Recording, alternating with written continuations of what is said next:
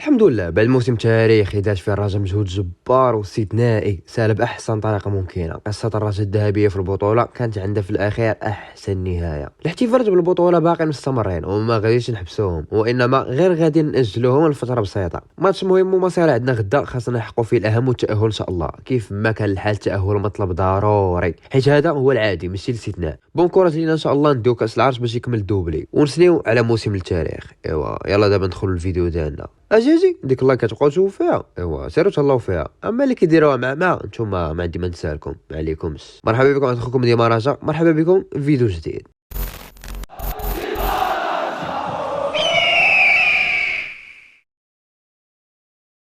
السلام عليكم الاخوان، مرحبا بكم في فيديو جديد. نتمنى تكونوا كاملين بخير وعلى خير. اول حاجه نبداو بها كالعاده، الصلاه والسلام على رسول الله. اللهم صل وسلم وبارك على سيدنا محمد وعلى اله وصحبه اجمعين. قبل كل شيء اولا الله يكون مع اخواننا في فلسطين والسودان، الله يقويهم، الله يحميهم ويحفظهم والله ينصرهم ان شاء الله. ثانيا الله يرحم داك الدري اللي مات، الله يرحمه ويوسع عليه ويجعله من اهل الجنه ان شاء الله. الله يصبر العائله ديالو الصغيره والكبيره، الله ياخذ الحق في مول الفعله. ما فهمش كيفاش كيدوز حياته عادي بحال ما طاري والو، كيفاش عطاه خاطرو يغدرو. الله ياخذ فيه الحق ان شاء الله. والناس هذه راه غير كوره، غير جلده منفوخه توصل بك القضيه تهزها وتضرب بها اخوك المسلم. تا شنو بقى مازال اخوك مسلم ومغربي بحالك بحالو بلا ما نوصلوا للانتماء واش من فرقه كتشجع. الصراحه هادشي عيق بزاف وبزاف كاع. اودي الله يرحم الاخ ديالنا والله يهدي ما خلق. هادشي اللي غنقول.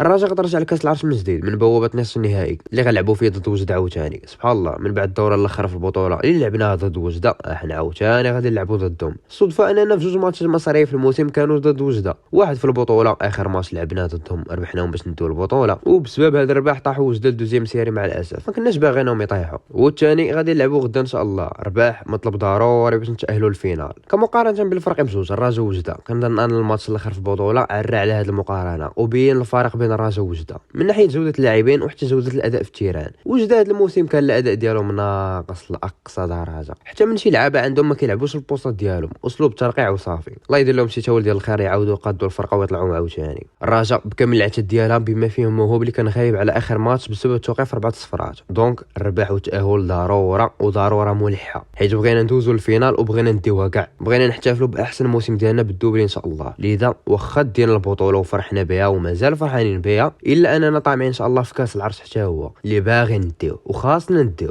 حيت عندنا الامكانيه التقنيه والفنيه وحتى اللعابه عارفين هذا الشيء، عارفين باننا حنا الجمهور باغيين هذا الكاس باش ما كان، وعارفين ان هذا الموسم الكبير والاستثنائي غتكون احسن واجمل واروع خاتمه ليه هي التتويج بالدوبلي البطوله وكاس العرش. وديك الساعه اراك الاحتفالات والفرحه والمورال طالع للسماء. ولكن صبر صبر صبر، قاعده مهمه خصنا نديروها في بالنا، ما نستصغروش الخصم ديالنا ونديروه في كرشنا، وما نفكروش في الفينال وحنا باقيين حتى ما لعبنا الدومي فينال. هاد التعالي والاستصغار حذاري منه، والحمد لله عندنا درس كبير في هذه القضيه غير لما بغيناش نديروه بين عينينا. تعقلوا في 2018 نهار كنا لاعبين دومي فينال ديال كاس العرش ضد وداد فاس اللي كانوا في دوزيام سيري، وكامل لما توقع والعادي ان الرجاء غدوز الفينال وغدوز بسهوله كيف ما كنقولوا طريقه مسرحه للفينال. لعبنا الماتش في طنجه وكان ديبلاسمون كبير ديال الجمهور، وفعلا بدا الماتش وكان غادي كل شيء عادي كما هو متوقع، وقدرنا نضربوا البيت من ثلث الساعه الاولى وبقينا محافظين على هذه النتيجه. ولكن عوض باش نزيدوا الماركيو الثاني والثالث باش نقتلوا الماتش، لا بقينا نبرد ديال الماتش ولاعبين عادي حتى جات رد الفعل ديال وداد فاس وضربوا التعادل في ربع ساعه الاخر في الماتش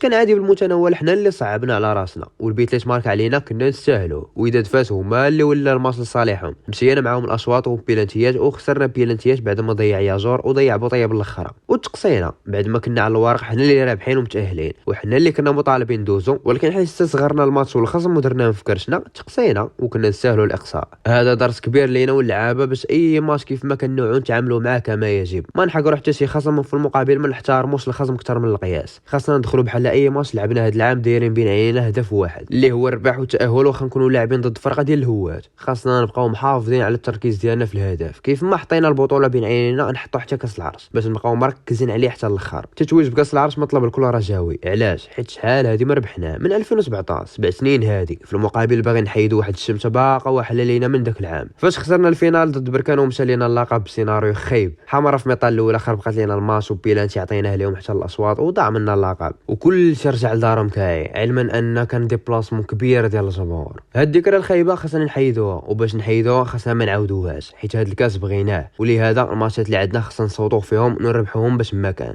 الا كتب لينا التاهل غادي نكونوا امام جوج ماتشات على الكاس على احسن نهايه الموسم، وديك الساعه اراك لي الاحتفالات والتفرقع وكل شي فرحان. على ايه ما نفكرش في شي حاجه دابا خارج الصندوق، نشوفوا في اللي قدامنا وديك الساعه يكون خير. اللي قدامنا دابا هو ماتش دومي فينال غدا اللي بطبيعه الحال ما غاديش يكون ساهل، واخا يكون نفس الخصم ولكن راه ماشي نفس المسابقه. هذيك بطوله وهذا كاس العرش، واي فرقه كطمح تمشي في كاس العرش لابعد نقطه. غير الماتش اللي ذكرنا دابا شويه من نفس الدور، قصاتنا وداد فاس اللي كانت في دوزيام سيري وكانت قادره تدير الكاس كاع، خسرت مع بركان في الفينال غير بلانتيات بلا ما نساو الطاس اللي داروا باركور واعر وداوها كاع. المهم لوبجيكتيف ديالنا حاليا غنمشيو معاه درجه بدرجه. الدرجه الاولى هي نربحوا الماتش ديالنا ان شاء الله ونضمنوا التاهل للفينال، وديك الساعه عاد ندوزو للدرجه الثانيه، وكيف العاده دائما وابدا نختموها بالله يدير اللي فيها الخير.